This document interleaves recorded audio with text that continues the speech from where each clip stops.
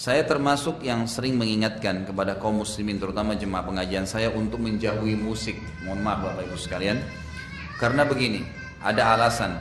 Bapak Ibu tahu, kalau Anda mau anak Anda hafal Quran, yang paling pertama Anda praktekin, kalau mau hafal Quran dan cepat ya, jangan dengarkan musik dan jangan interaksikan dengan lawan jenisnya, kecuali apalagi kalau dia sudah balik, nggak boleh.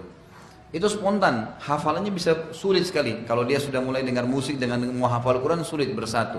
Atau dia berinteraksi dengan lawan jenisnya, kalau kita bahasakan biasa pacaran, maka itu pasti spontan. Ayat Quran mustahil bisa bekas sama dia. Kalau Anda masukkan anak Anda di tempat-tempat tahfidz Quran yang benar, pasti begitu ajarannya.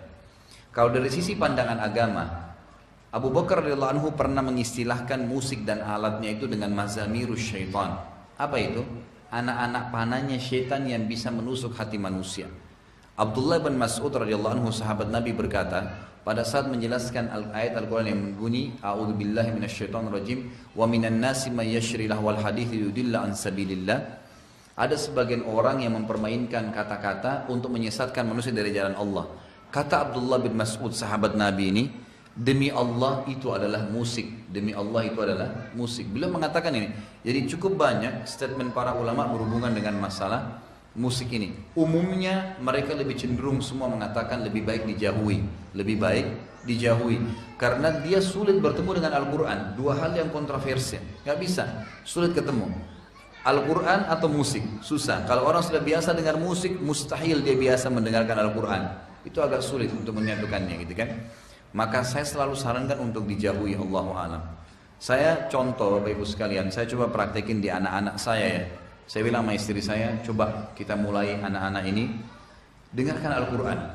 Kalau kita dulu punya pelanggaran-pelanggaran agama, kita pribadi, kita dulu biasa pernah hafal-hafal lagu, coba jangan dipraktekin ke anak-anak. Coba dialihkan, biarkan dia sudah mengenal Al-Quran sebagaimana kita kenal di umur 20 tahun, 25 tahun, 30 tahun, 40 tahun. Biarin mereka kenal Al-Quran dari umur 3 tahun, 5 tahun, 10 tahun itu lebih baik. Lebih baik daripada mereka mendengar lagu-lagu yang akhirnya bisa merusak mereka. Ya, umumnya kalau sedih ya sedih, kalau senang yang senang. Al-Quran lebih baik. Mereka dapat setiap minimal sekali Bapak Ibu sekalian, kalau kita dengar Al-Quran, satu hurufnya satu pahala. Dengar musik minimal nggak ada pahalanya, gitu kan? Karena memang ini adalah ayat Al-Quran dijanjikan, ini tidak ada janjinya. Itu minimal. Belum kalau kita bicara hukum-hukum syar'i yang lainnya. Allahu a'lam. Coba direnungin Bapak Ibu sekalian. Kalau di madrasah, di sekolah, Anda punya sekolah Islam, coba terapin. Ganti dengan yang lain. Misal pun ada lantunan-lantunan syair, gitu kan, yang berbau semangat Islam, mungkin, gitu kan. Tapi kalau dipakaikan dengan alat-alat musik, Allahu a'lam, saya sarankan pribadi ya, untuk dijauhi. Allahu a'lam, itu jauh lebih aman insya Allah. Dan ulama mengatakan ada alat musik yang dibolehkan. Itu seperti Syekh Albani rahimahullah mengatakan alat musik yang dibolehkan adalah gendang bagi ibu-ibu di acara perkawinan atau pada saat lebaran. Tapi itu juga dibolehkan bagi muslimah. Sesuai dengan hadis Bukhari, ada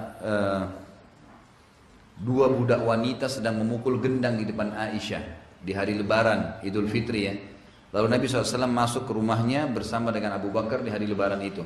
Lalu Abu Bakar mengatakan, apakah ada anak panah syaitan di rumah Nabi SAW? Kata Nabi SAW, biarkanlah wahai Abu Bakar, untuk mereka, kaum wanita ini, mereka melakukannya di hari raya ini, agar orang Yahudi tahu kita juga memiliki hari raya. Juga di acara perkawinan, itu kan dibolehkan memukul gendang bagi kaum wanita di antara mereka. Ini Allah alam yang saya tahu dibolehkan. Bapak Ibu bisa beli buku yang bertanya tadi lebih lengkap dengan buku apakah musik itu haram.